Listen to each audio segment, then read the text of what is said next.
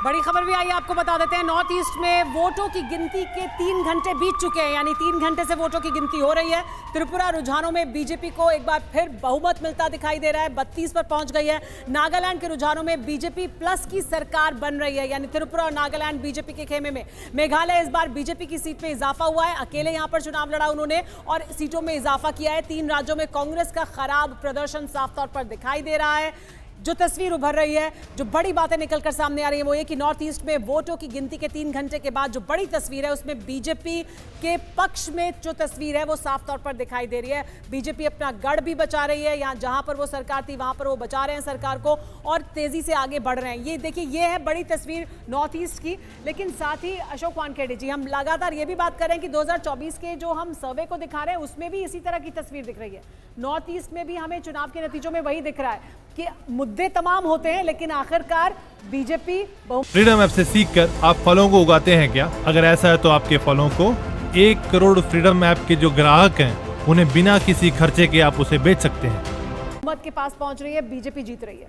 नहीं, सवाल ये है कि जिस बीजेपी ने पिछली बार क्लीन स्वीप किया था वो यदि 55% पे आती है सरकार बनाने में, वो एक चिंता का विषय है।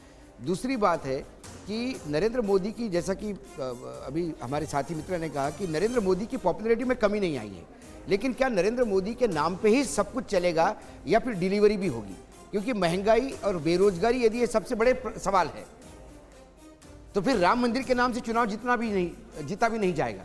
नहीं, लेकिन राम मंदिर में उतना ही बड़ा लोगों के लिए सवाल है। सवाल नहीं, यूनिफॉर्म सिविल कोड भी बड़ा सवाल है, उन्हें लगता है प्रभावित करेगा, लेकिन मुद्दे कौन से बड़े हैं? मैंने यही तो कहा, सर्वे में जो जवाब आ रहे हैं वो इतने एक दूसरे को कॉन्ट्रडिक्ट करते हैं। इसीलिए मुझे लगता है कि ये 55% ये कहीं ना कहीं ये सोचने के लिए है एनडीए को। 5% 7% का ही फर्क है आगे पीछे, और आपके पास 16 महीने पड़े हैं। यदि हिंडनबर्ग की रिपोर्ट की जैसे आज उन्होंने सुप्रीम कोर्ट में कहा, यदि इसमें कुछ निकल के बाहर आ गया तो सरकार की क्रेडिबिलिटी पे बहुत बड़ा सवाल लग जाएगा।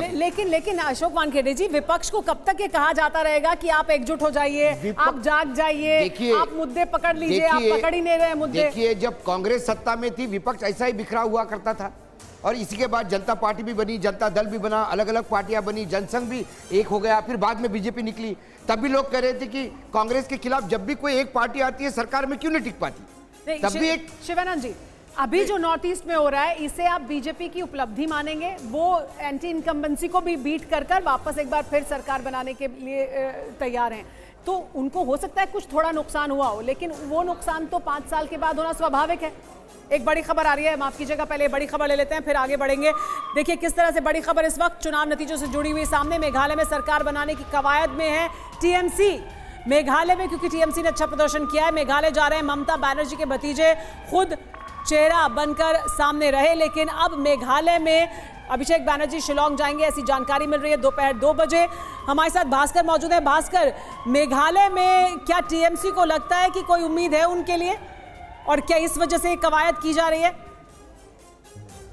देखिए, मेघालय में जो नतीजा आया है अभी तक तो जो मिला है हम लोगों को, मेघालय में तो जरूर जो भी सरकार बनेगा टीएमसी का साथ ही बनाना चाहिए, और बनेगा भी, क्योंकि बीजेपी का वहां पर प्रदर्शन बढ़िया नहीं रहा, तो एंटी बीजेपी गवर्नमेंट बनेगा, उसमें तो जरूर टीएमसी शामिल रहेंगे। लेकिन एनपीपी की तरफ से तो पहले काफी संकेत दिए जा चुके हैं, वो बीजेपी के साथ रहे हैं, वो वापस उनके साथ जा सकते हैं। संकेत का देखिए, 2 मिनट बोलने दीजिए। संकेत का बात बोल रहे हैं, 2018 में नागालैंड में एनपीएफ 26 सीट मिले थे और वो बीजेपी के साथ गठबंधन हुआ था, लेकिन चुनाव के बाद बीजेपी को 12 सीट मिला और एनडीपीपी को 18 सीट मिला, उन लोगों ने सरकार बनाए।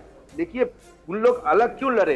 एनपीपी और बीजेपी एक साथ सरकार बनाए लेकिन लड़े अलग अलग, तो इसमें कोई कह नहीं सकता कि एनपीपी और टीएमसी मिलकर सरकार बनाने का जो बात हो रहा है वही होगा, क्योंकि बीजेपी के खिलाफ ये नतीजा जो है बीजेपी के खिलाफ। गौतम लाहिरी जी, क्या ऐसा हो सकता है? क्योंकि एनपीपी संकेत दे रही है, साथ ही ये भी हमें फैक्टर याद रखना पड़ेगा कि नॉर्थ ईस्ट में वो चाहेंगे कि वो केंद्र की जिसकी सरकार है उसके साथ जाएं, ताकि वहां पर वो अपने मुद्दों को आगे बढ़ा सकें, या टीएमसी के साथ जा सकते हैं? नहीं, मुझे लग रहा है कि शायद वो कॉनराड संगमा का पार्टी सिंगल लार्जेस्ट होंगे, और उसके साथ जो उनका पुराना साथी यूडीएफ वो भी साथ में है, तो दोनों मिलके बहुमत के करीब जा रहा है।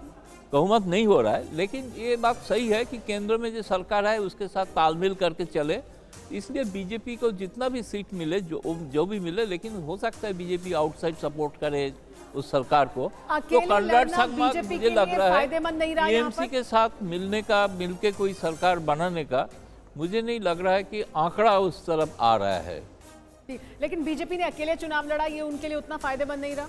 बीजेपी एंटी इनकम्बेंसी को से बचने के लिए अलग लड़ा है, लेकिन इसके बाद तक सरकार बनाना पड़ेगा। सरकार बनाने के लिए तो सपोर्ट कर ही सकते हैं। हमारे साथ इस बीच बादल देवनाथ भी जुड़ गए हैं, टीएमसी के नेता हैं।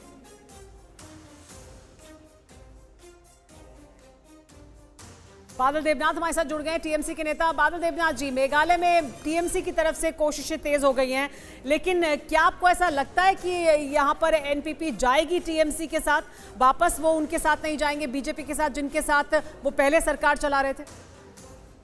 देखिए मैडम, ये तो पार्टी का डिसीजन है। पार्टी अभिषेक बनर्जी 2 बजे यहाँ से निकल रहा है, बंगाल से, कलकत्ता से, और वहाँ पर पहुँचने के बाद दीदी जो डिसीजन देगा, पार्टी जो डिसीजन लेगा वही होगा। लेकिन मैं वो एक बात कहना, जहाँ पर मेघालय में 8 सीट में हम लोग के पास था और दूसरा त्रिपुरा में तो कुछ नहीं मिला। जो कुछ है नतीजे, जो कुछ आया वो हम लोगों को मानना पड़ेगा। लेकिन मैं आपको TV9 के माध्यम से फिर एक बार वही कहूँगा, देश के लोगों को, देश के प्रधानमंत्री जो नॉर्थ ईस्ट के लिए कुछ अभी तक कुछ किया, एक रैली किया, सभा किया, बहुत सारे बातें किया, लेकिन नॉर्थ ईस्ट के लिए नौ जो स्टेट है, छोटा छोटा जो स्टेट है, आज तक ना त्रिपुरा में भाजपा कुछ कर पाया, ना देश के लोगों के लिए कुछ किया, और मेघालय में तो कुछ नहीं किया। 2 सीट था तो आप 4 सीट हो रहा है। लेकिन लेकिन बादल देवनाथ जी, आप कह रहे हैं कुछ नहीं किया, तो त्रिपुरा का नतीजा भी तो सामने है। कुछ किया कि नहीं, कुछ नहीं किया तो ऐसा नहीं है, त्रिपुरा का नतीजा भी सामने है, नागालैंड भी है सामने, वहां पर एक बार फिर सरकार बना रहे हैं, त्रिपुरा में भी फिर एक बार सरकार बनाएंगे, ऐसा साफ तौर पर दिख रहा है।